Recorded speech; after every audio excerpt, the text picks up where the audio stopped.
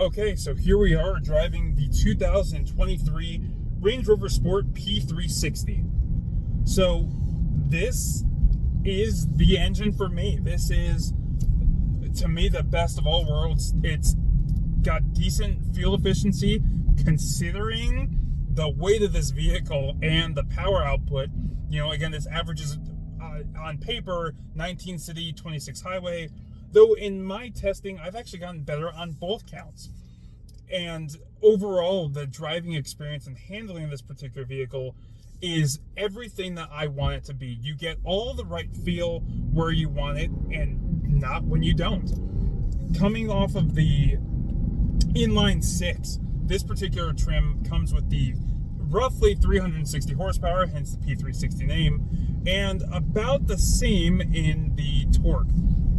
So the difference that we have between this model and again the P400, well, you're getting a lot more for the dollar in the P360. It's $7,000 more to get the P400, which comes with, in my earnest, cons as far as design is concerned, both on the inside and out. But of course, that's all subjective and ultimately not up to me. But I think that saving the $7,000 and optioning this as you want it in every other regard is going to be more worth the buck, because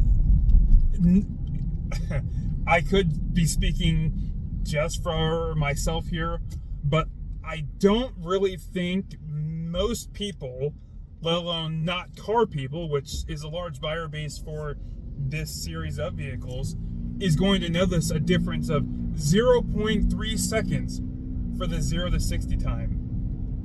I don't. Now, hey, if you're expert out there and you're able to discern that difference, then hey, truly power to you. But I love the way that this handles, that this feels and performs. Oh man, there's an Explorer ST. That's beautiful vehicle. That's one I let go in favor of this. Okay, sorry, moment of distraction there. That was very emotional for me. So, again, the P360 Range Rover Sport, this is the trim to get. Go ahead and do a quick little shift. So you can hear that sound. It's not really all that different than the P400. Of course, we do have a bit of pumped-in audio, as nearly every new vehicle does nowadays. I'm sure the hyper-performance cars and supercars obviously don't, but considering that's not what most people are buying, I think that remains a bit of an irrelevant point. Everything about this vehicle in my ownership experience has been delightful, really. Absolutely delightful. The only thing that's not so delightful is, you can probably see it on camera there, but it's a really ugly day today. And so having to have all the windows up when we have so many and such a light cabinets effect with the daytime and sunlight, well, it really bites that here's where we're at now. But with all the windows up, you get that same serene feel, and I'm sure you can hear it, the audio coming through here, but it's very quiet in here. Now I'm trouncing over some ugly roads. I mean, horrible roads. It's everywhere, everybody complains about them having bad roads, ugly roads.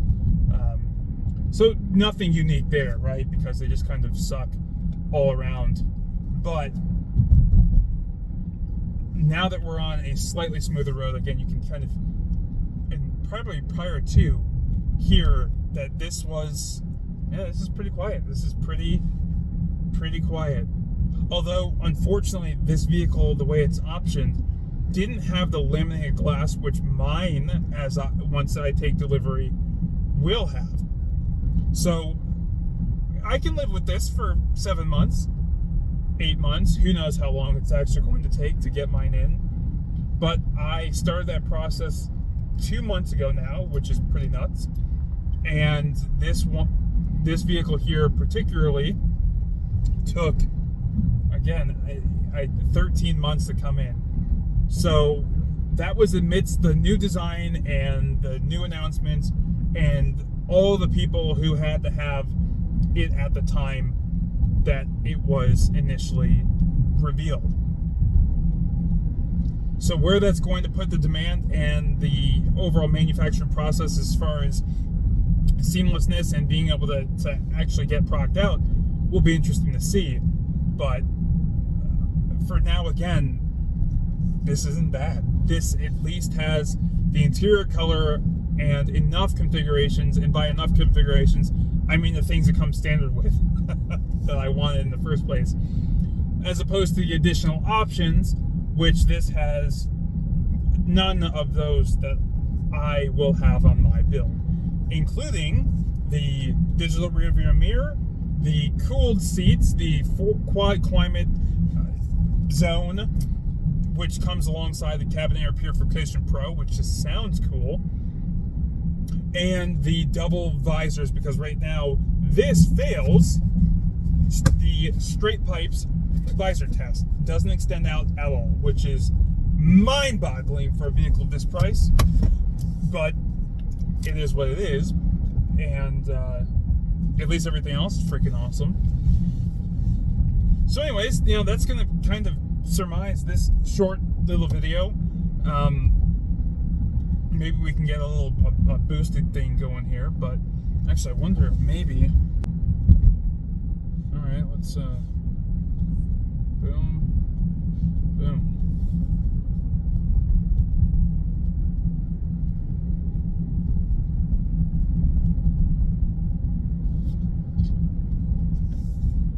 There it is.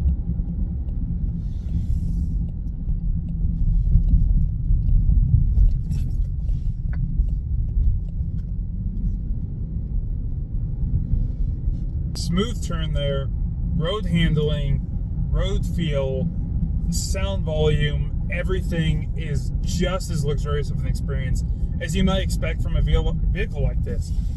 And because of the exterior design, I don't know how this could be trumped.